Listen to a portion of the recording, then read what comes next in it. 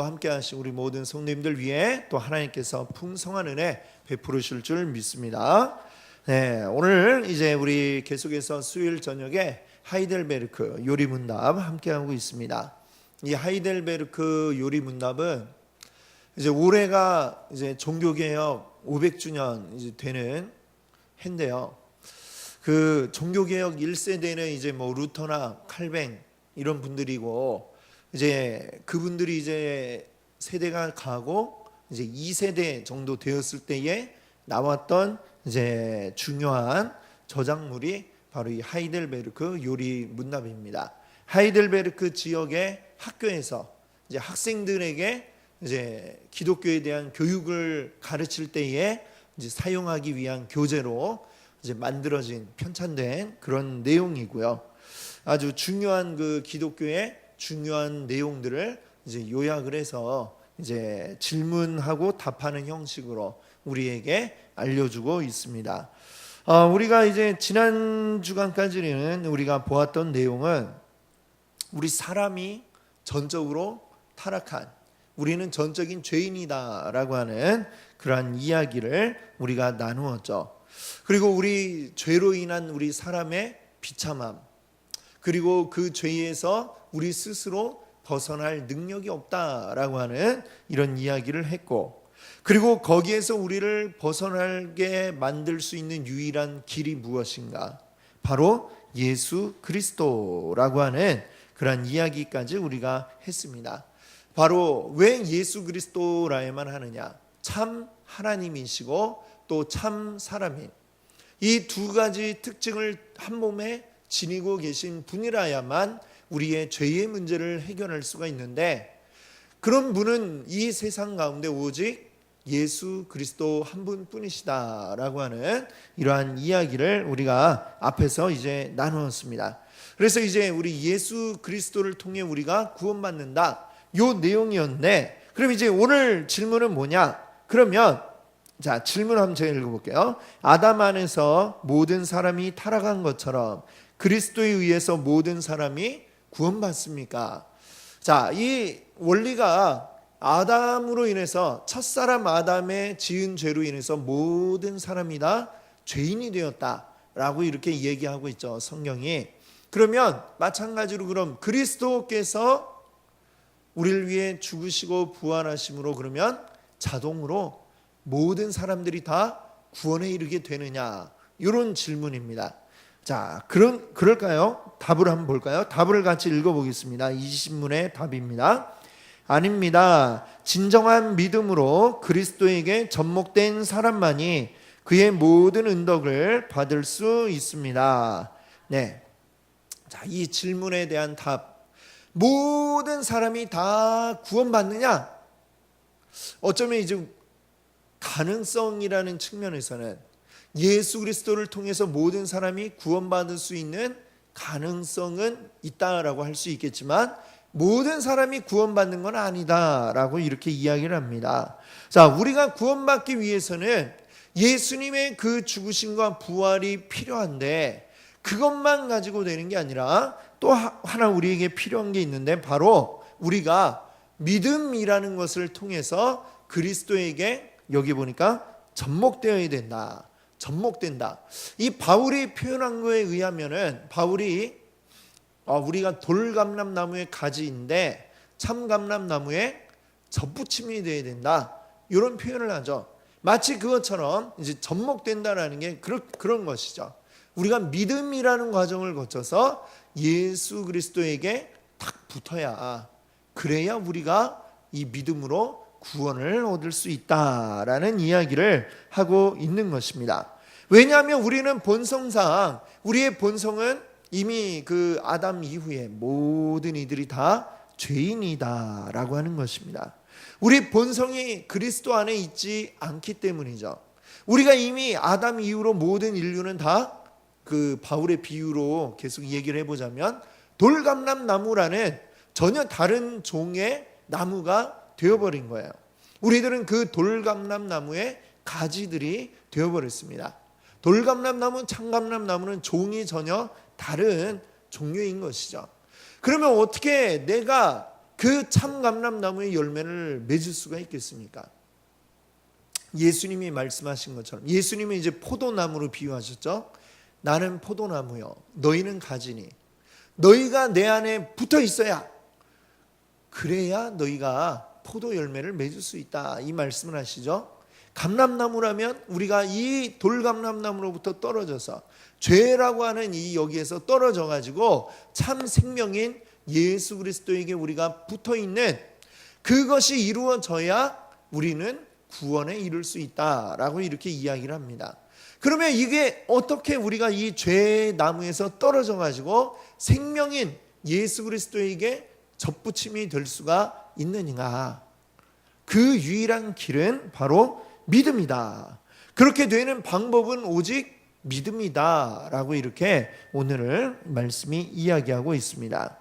자, 그렇다면 이 모든 사람이 다 믿음을 가지게 되느냐? 그렇지 않죠. 우리가 봐도 이 세상에 안 믿는 사람이 더 많잖아요. 믿음이 아닌 것을 가지고 있는 자들이 많습니다. 믿음이 없는 자들이 더 많습니다.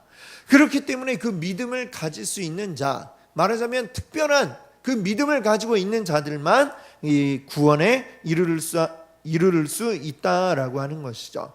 그러면 성경에 이제 오늘 우리가 읽었던 말씀에 보면 디모데 전서 2장 4절에 보면 하나님은 모든 사람이 구원받으며 진리를 아는 데 이르기를 원하시느니라.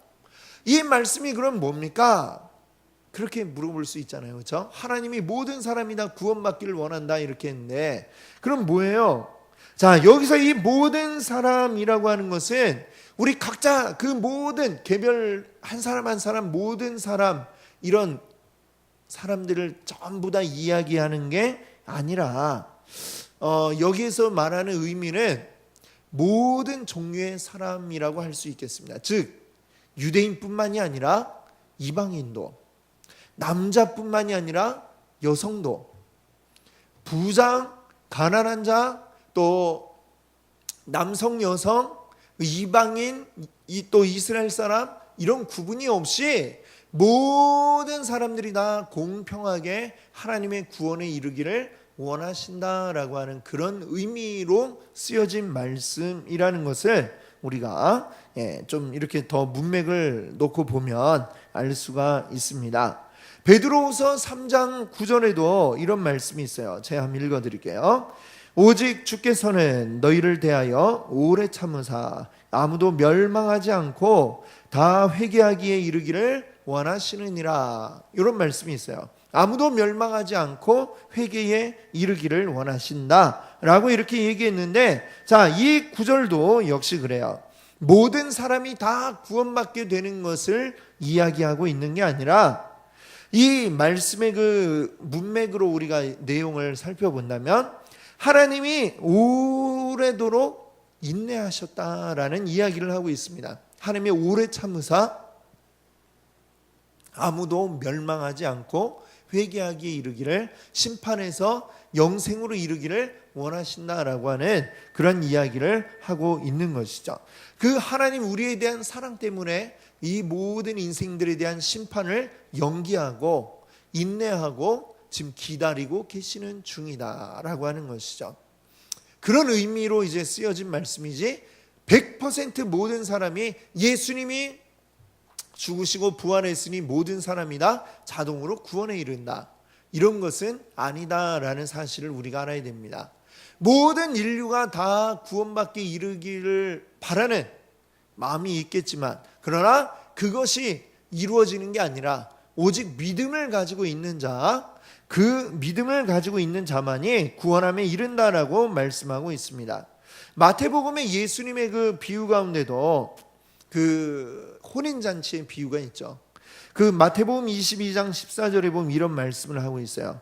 청함을 받은 자는 많되 택함을 입은 자는 적으니라.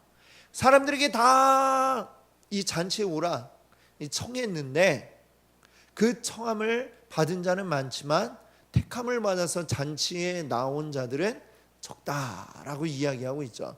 그 이야기, 그 혼인잔치 비유에 보면 먼저 하나님이 그 왕이 혼인잔치에 초청장을 보낸 사람들이 있어요. 근데 그 사람들이 다 이리저리 핑계를 대고 오지는 않죠. 그건 뭐냐면 이제 말하자면 이스라엘을 의미하는 것이죠. 이스라엘을 먼저 하나님이 택하셔서 그들에게 이 자리에 올 수 있도록 하셨건만 이스라엘이 그것을 거부했던 그 모습입니다. 하나님은 그 사람들뿐만 아니라 모든 사람들에게 다 이 잔치에 나올 것을 이제 요청을 하시죠. 다 오도록 부릅니다. 그러나 모든 자가 다 그 자리에 들어가지 못했고, 특별히 또 우리가 알기에는 그 자리에 자기 그냥 입고 있던 옷을 그대로 입고 들어왔던 이 사람은 어떻게 되었어요? 내쫓김을 당하는, 그 자리에 들어오더라도 제대로 된 옷을 갖춰 입지 못한다면 이 옷이 뭘까요? 바로 믿음이라고 이야기할 수 있을 것입니다. 믿음, 온전한 믿음. 하나님이 우리를 어떻게 구원하시고 우리를 어떻게 사랑하신가에 대한 제대로 된 믿음을 갖지 못하면 그는 천국에 이르를 수 없다, 하나님 나라에 이르를 수 없다라고 하는 게 바로 이 성경의 말씀인 것이죠. 그래서 우리가 이렇게 정리할 수 있을 것 같아요. 그리스도의 죽음은 이 모든 세상을 구원하기에 충분하지만 그러나 모든 사람이 구원 얻는 것은 아니다, 이렇게 얘기할 수 있을 것 같습니다. 오직 우리가 주님 앞에 나와서 굴복하고 하나님이 우리의 왕이심을 고백하고 그 왕의 앞에 나와서 무릎 꿇는 자, 그리고 그의 말씀에 순종하는 자들이 온전한 믿음으로 구원을 얻게 되는 것이죠. 그러면 이 믿음이라고 하는 것은 그러면 어떻게 우리에게 생기는가라고 하는 것, 참 이게 아주 또 중요한 부분이라고 할 수 있을 것 같아요. 믿음은 그러면 어떻게 생기느냐? 믿음이 그냥 막 생깁니까? 믿음은 내 의지와는 또 관계가 없는 거야. 내가 믿어야지 하면 이렇게 믿어지나요? 그렇지 않죠. 믿음이라고 하는 것이야말로 정말 이게 내 의지와 관계없이, 그럼 어떤 작용에 의해서 우리에게 믿음이 생겨지느냐? 그것은 바로 하나님이 우리 안에 성령을 보내실 때에 이 성령의 역사로 말미암아 또한 우리에게 믿음이 생겨나게 되는 줄 믿습니다. 이 성령의 역사로 내 안에 믿음이 싹을 틔우게 되고, 그리고 이 믿음이 이제 계속해서 자라나게 되는 것이죠. 그렇다면 이 믿음은 아무것도 없는 상태에서 갑자기 팍 성령이 들어오시고 믿음이 확 생겨나는가? 그렇지 않죠. 분명히 뭔가가 뿌려져야 거기에 싹이 나고 열매가 맺게 되겠죠. 자, 우리 잘 알고 있는 그 천국 비유에도 보면은 이 밭에다가 씨를 뿌리잖아요. 그렇죠? 이 씨가 근데 뭐라고 거기에 얘기하고 있습니까? 마태복음 13장에 보면 씨는 바로 하나님의 말씀이다 라고 이렇게 이야기를 합니다. 즉 우리에게 무엇이 있어야 돼요? 믿음은 어디에서 난다고 그러죠? 믿음은 들음에서 나고, 그냥 뭘 들어서 나는 거예요? 하나님 말씀을 들으면서 나죠. 여기서 아마 이 들음에서 난다라고 한 거는 옛날 이 성경이 쓰여지던 시대에는 지금과 같이 이렇게 성경이 개인이 가지고 있는 게 아니라 책이 아니라 이거는 성경 두루마리 다발이 엄청나게 많이 있었습니다. 그것들을 뭐 한 마을에 이제 한 어떤 회당에다가 보관을 해두고, 그러면 이제 함께 거기서 모여서 예배할 때에는 한 사람이 앞에 나가서 그날의 어떤 말씀 두루마리를 꺼내가지고 그걸 쭉 낭독을 하고 사람들이 듣고, 이렇게 말씀을 그들이 읽고 들을 수가 있었습니다. 그러니까 이제 믿음은 들음에서 난다. 이거 어쨌거나 하나님 말씀으로부터 난다라는 이야기를 하고 있는 것이죠. 우리가 하나님의 말씀이 우리 안에 뿌려질 때 그 말씀을 통해서 거기에서 믿음이 싹을 틔우게 되는 것이고, 그 과정은 물론 성령의 역사로 이루어진다라고 하는 것입니다. 아무것도 없는 상태에서 믿음이 생겨날 수가 없죠. 누군가는 이 말씀의 싹을 뿌려야 거기에서 이 씨앗이 자라나는 것입니다. 우리나라에 복음이 전해질 때에 그 대동강에 제너럴 셔먼호, 그것을 타고 이제 와서 복음을 전한 순교자, 선교사님이 계시죠. 근데 그분이 와가지고 했던 일이 아무것도 없어요. 이제 그 대동강에 막 미국 배가 막 올라오니까 이제 조선군은 막 이제 발포하고 결국 배가 불타고 그분은 성경만 몇 권 가지고 강물에 뛰어들어서 대동강이 딱 올라오자마자 조선 관군에게 이제 죽임을 당하게 됩니다. 근데 그 죽기 직전에 이분이 이 성경을 그에게 건네주고 몇 권을 건네주고 그러고 이제 죽으셨어요. 네. 근데 놀라운 거는 정말 어떻게 보면 너무 허무하잖아요. 그렇죠? 이 조선에 복음을 전하기 와서 정말 그 꿈을 가지고 왔건만 아무것도 못 해보고 정말 발 딱 땅에 딛자마자 죽임을 당하게 됐는데 놀라운 건 그때 그 성경을 건네받은 그 사람 나중에 이 평양의 그 교회에 장로님이 되었다라는 이야기가 있고 그리고 옛날에 이 종이가 귀하니까 성경 그걸 건네받아 가지고 그것을 집의 벽에다가 벽지로 이렇게 사용을 했는데 그걸 보고서 사람들이 복음을 알게 되고 그리고 그 집이 나중에 아주 이 초대교회 우리나라의 그 평양의 교회에 아주 중요한 장소가 되었다라는 이야기를 우리가 그 들어서 아마 알고 계실 것입니다. 말씀에 씨가 뿌려진다는 것. 참 굉장히 얼마나 이게 놀라운 일인가를 우리가 알 수가 있죠. 우리나라에 복음이 전해졌던 그 과정만 봐도 우리가 알 수가 있습니다. 그러니까 우리가 참 이게 누가 듣든지 안 듣든지 말씀을 전해야 된다는 게 얼마나 이게 중요한 일인가라고 하는 것을 알 수가 있습니다. 어쨌거나 말씀에 씨가 뿌려져야 그게 자라든지 안 자라든지 이제 그거는 이제 그 사람에게 달린 문제이고 우리는 말씀의 씨를 뿌려야 되는 그러한 사명이 또 우리에게 있다라는 것을 또 우리가 이 내용을 통해 기억할 수 있기를 바랍니다.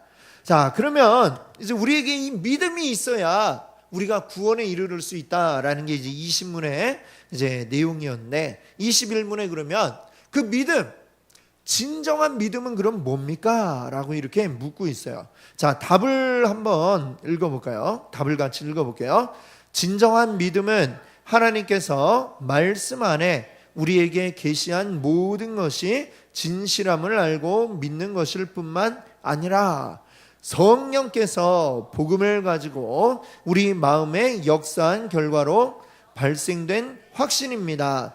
이것은 나 자신에게 뿐 아니라 다른 사람에게도 주시는 것인데 하나님께서 오직 은혜로 그리스도의 은덕에 근거해서 거저 주신 죄의 용서함과 영원한 의로움과 구원에 대한 확신입니다. 이 믿음은 성령께서 복음으로써 나의 마음 가운데 일하신 결과입니다. 아멘. 자, 오늘 이 답을 보니까 우리 진정한 믿음에 아주 중요한 두 가지 요소가 나오고 있어요. 하나는 뭐냐면 진정한 믿음은 하나님께서 말씀 안에 우리에게 계시한 그러니까 여기서 중요한 거는 말씀에 동그라미 쳐보세요. 자, 그 다음에 하나님이 말씀 안에 우리에게 주신 것을 알고 믿는 것 뿐만 아니라 또 그 다음에 뭐예요? 성령께서 여기 성령에 또 동그라미를 쳐주세요. 성령께서 복음을 가지고 우리 마음에 역사한 결과로 발생된 확신.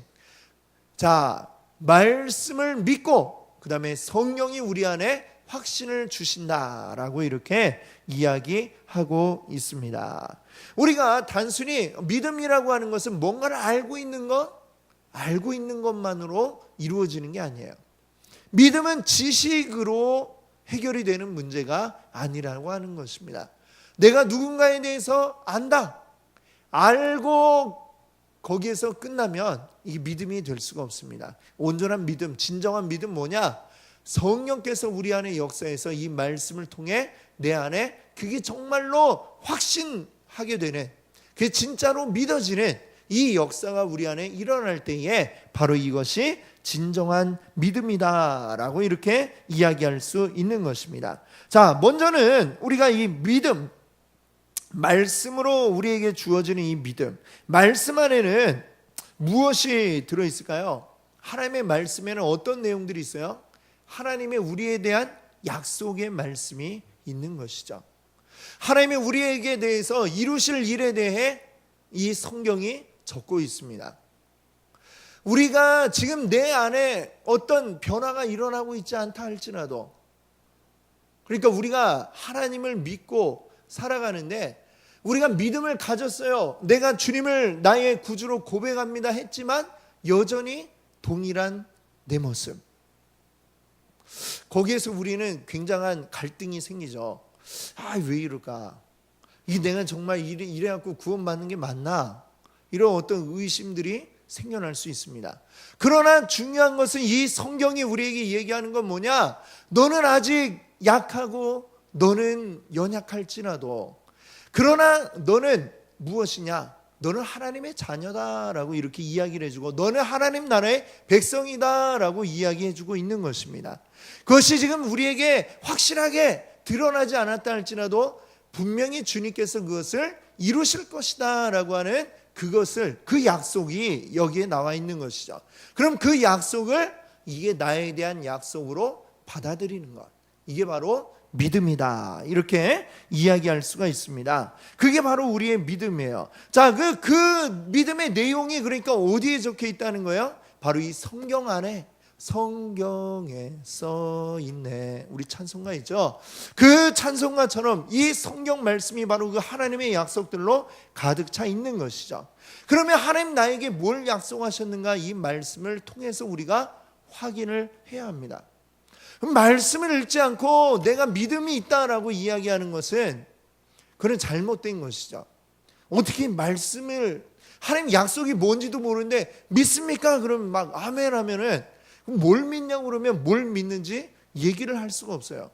나는 뭘 믿는 걸까? 뭘 믿는지 내가 알아야 됩니다. 그 약속이 어디에 있다고요? 바로 이 성경에 써 있다. 그래서 우리가 이 성경을 강조하는 이유가 바로 그거죠. 이 사람이 이야기하는 것, 사람의 말, 제가 이렇게 여러분께 이제 가르쳐 드리고 말씀을 하고 그러면 그래요, 그걸 가지고 알 수 있어요. 그러나 내 말이 진짜 그게 맞는지 여러분은 또 어떻게 확인할 수가 있어요? 내가 사기꾼인지 아닌지 여러분 어떻게 알 수가 있어요? 예? 그걸 검증을 하려면 우리가 무엇으로 검증할 수 있나요?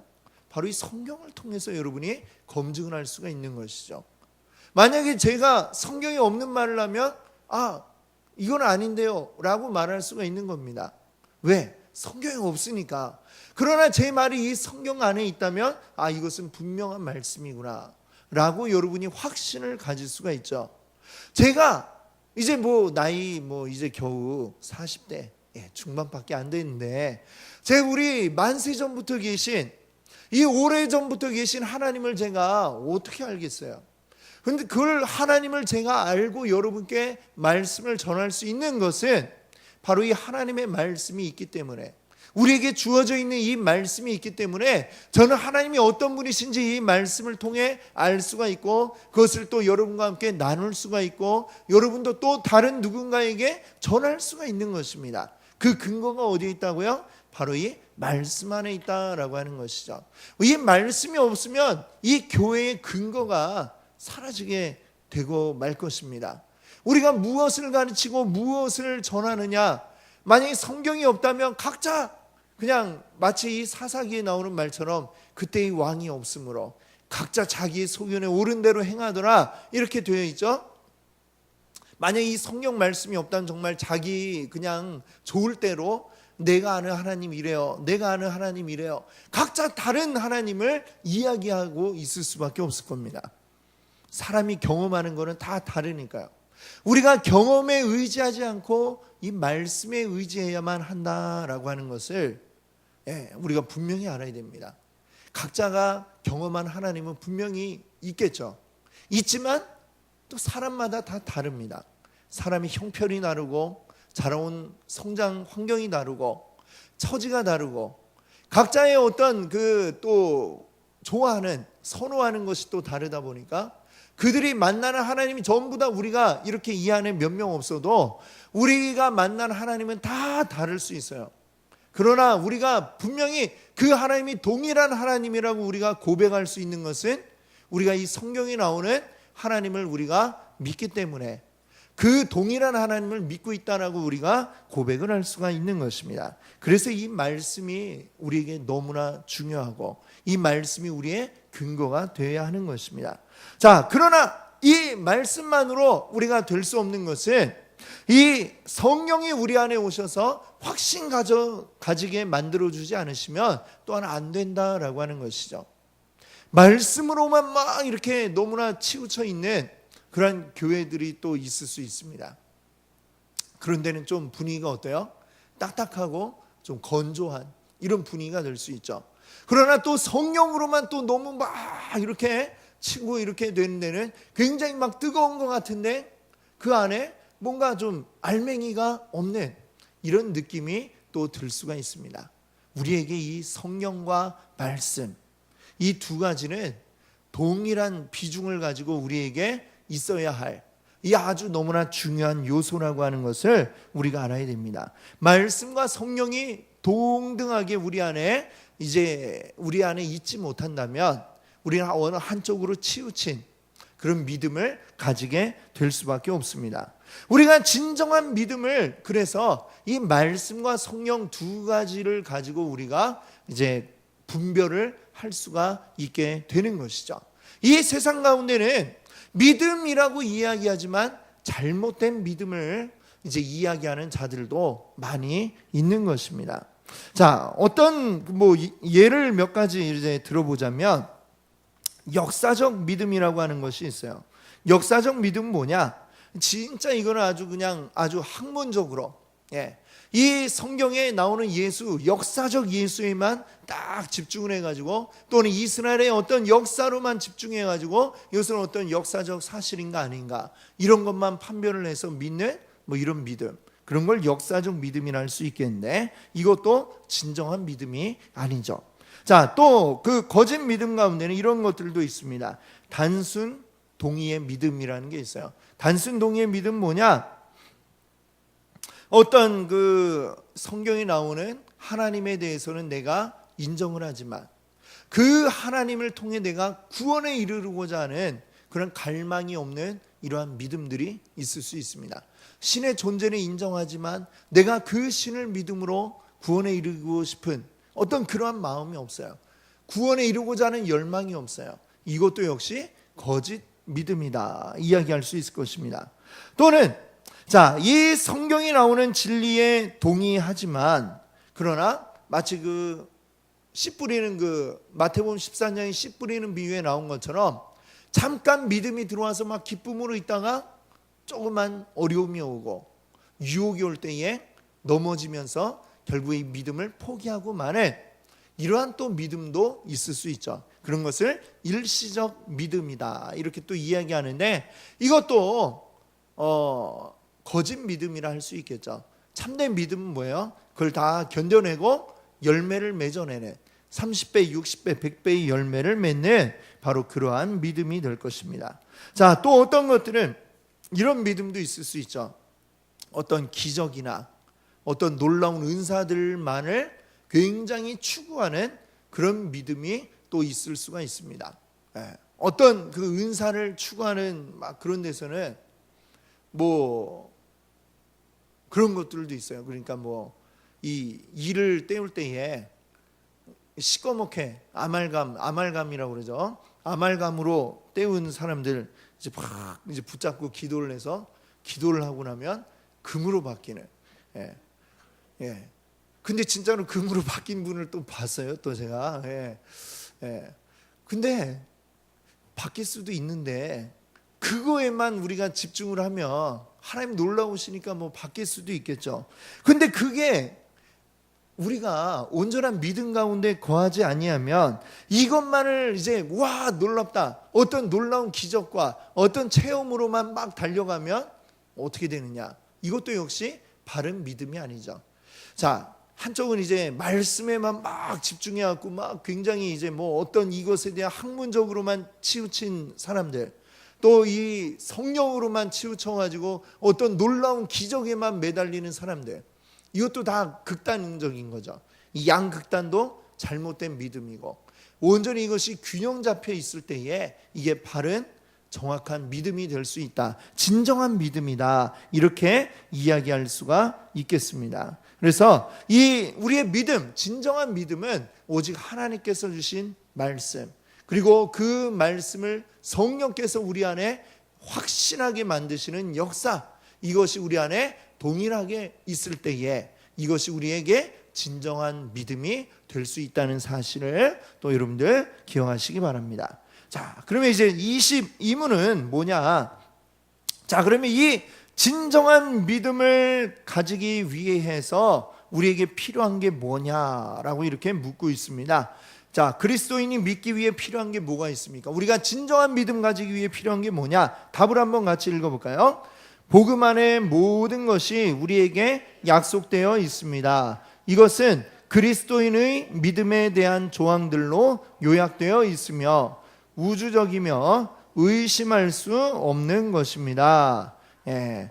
자, 여기 보니까 우리에게 필요한 게 뭐가 있느냐? 그리스도인의 믿음에 대한 조항들이 있다라고 그랬어요. 그럼 그게 뭐냐? 뒤에 있는 23문도 한번 볼까요? 믿음에 대한 조항들은 무엇입니까? 예, 답이 뭐예요? 사도신경입니다. 예. 그래요. 여기에 사도신경을 이야기하고 있는데, 우리 진정한 믿음이란 무엇이냐? 바로 하나님의 약속에 기초한 것이 진정한 믿음입니다. 하나님 나를 어떻게 생각하시고 나를 위해 어떤 일을 하셨고 그걸 통해 나에게 어떤 일들이 이루어질 것인가? 자, 요 약속을 내가 온전하게 알고 믿는 게 우리에게 진정한 이제 믿음이다, 이렇게 얘기할 수 있는데, 그것이 담겨져 있는 게 바로 무엇이냐? 우리 믿음의 고백, 바로 사도신경이다라고 이렇게 이야기를 해요. 그래서 이 사도신경은 성경에 나와 있는 건 아니에요. 주기도문은 성경에 나와 있죠. 예수님이 가르쳐 주신 걸로 나와 있는데, 사도신경 그 자체는 성경에 나와 있는 건 아닙니다만 사도들이 했던 그 고백들을 이렇게 모아 놓은 것이 이제 사도신경이라고 이렇게 이야기를 합니다. 그 사도신경, 우리 그리스도인들의 그 믿음의 고백이에요. 믿음의 고백을 이제 정리를 한 게 바로 사도신경이다, 이렇게 얘기할 수 있죠. 그리고 그 사도신경에 나와 있는 고백 하나하나들은 결국 하나님의 우리에 대한 약속, 그거에 대한 이 우리의 고백이다, 이렇게 이야기할 수가 있습니다. 자, 예를 들면 우리 사도신경의 내용 가운데 본디오 빌라도에게 고난받으사, 뭐 이런 대목이 있죠. 그러면 이 부분을 우리가 할 때에는, 우리가 참 중요한 거는, 우리가 사도신경 주기도문을 많이 합니다만 이것을 할 때에 우리가 마치 주문처럼 하면 안 되고, 이 한 구절 한 구절들을 우리가 그 의미를 생각하면서 그 의미들을 기억하면서 우리의 고백이 되도록 이것들을 해야 될 것 같아요. 그럼 본디오 빌라도에게 고난받으사라고 할 때에 이 내용은 무엇입니까? 예수 그리스도께서 우리를 위해 고난받으셨던 그 본디오 빌라도, 로마 총독에게 고난받아서 십자가를 지시는 그 모습들을 기억하면서, 왜 예수님이 이렇게 고난받으셨는가? 나를 위해 이 고난을 받으셨구나. 이것들을 우리가 그 구절을 할 때에 생각을 한다는 것이죠. 그리고 그 주님께서 그 고난받으심의 그 결과들을 우리가 또 기억을 하고 그 약속을 되새기는, 이렇게 될 겁니다. 또 십자가에 못 박혀 죽으시고, 우리가 이 구절을 할 때는 또 우리가 뭘 기억해요?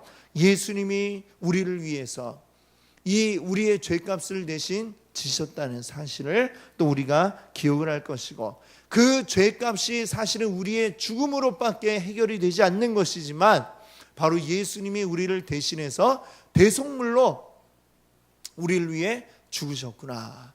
이 의미들을 우리가 그 구절 속에서 또 끄집어내서 생각하고 기억하고, 그걸 통해 무엇을 우리가 기억해요? 하나님의 약속, 하나님이 그것을 통해 우리를 살리시고 하나님의 자녀되게 하셔서 하나님 나라를 살아나게 하시는 이 놀라운 일을 이루셨구나. 이 의미들을 우리가 이 한 구절 한 구절 속에서 우리가 기억할 수 있는 것입니다. 그렇기 때문에 우리가 이 모든 것들을, 이 고백들을 할 때에 우리는 이것을 우리가 믿사오며 이렇게라고 우리가 고백을 하는 것이죠. 이 고백이 우리에게서 나올 수밖에 없습니다. 이 사도신경은 이미 오래전 이 초대교회 시대 때부터 이제 만들어졌던 고백이죠. 성도들이 모일 때에 그 초대교회 시대로부터 계속해서 우리 입으로 고백하였던 우리 믿음의 고백입니다. 자, 이 고백은 비록 오래전에 만들어졌던 고백이지만 시간이 2000년 흘렀다고 해서 이것이 가치 없는 고백이 아닙니다. 모든 시대를 통틀어서 그리고 모든 교회에게 적용이 되는 바로 믿음의 고백이다라고 할 수가 있는 것이죠.